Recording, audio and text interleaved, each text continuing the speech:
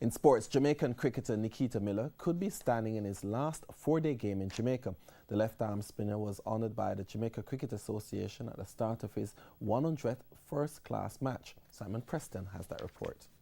President Wilford Billy Heaven and members of the JCA gathered this morning to honour long-serving left-arm spinner Nikita Miller, who is playing in his 100th first-class match. There was a little bit of, anxiety, not too much of nerves, but just wanting to get the first game out of the way. This one was, I've played for a number of years. I'm not nervous, not anxious or anything, but it felt real good to know that I'm playing I played my first game in Jamaica, and I played my 100th game in Jamaica. So that was cool as well.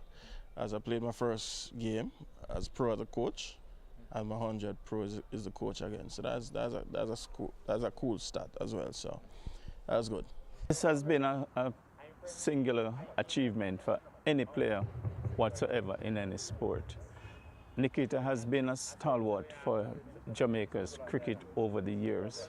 Remember, he served as captain. Today marks his 100th match for Jamaica, and we want to wish him all the best.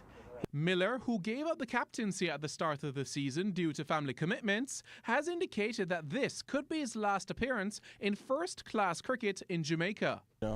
I'll play in Trinidad. I think I'm just gonna go ahead and just complete the season, and then at the end of the season I'll reevaluate and see where I'm at, and if I can go ahead, I'll go ahead. If not, I'll just venture into something else. In his 99 first-class matches, Miller has taken 532 wickets at a remarkable average of 16.29. Simon Preston reporting for TVJ Sports.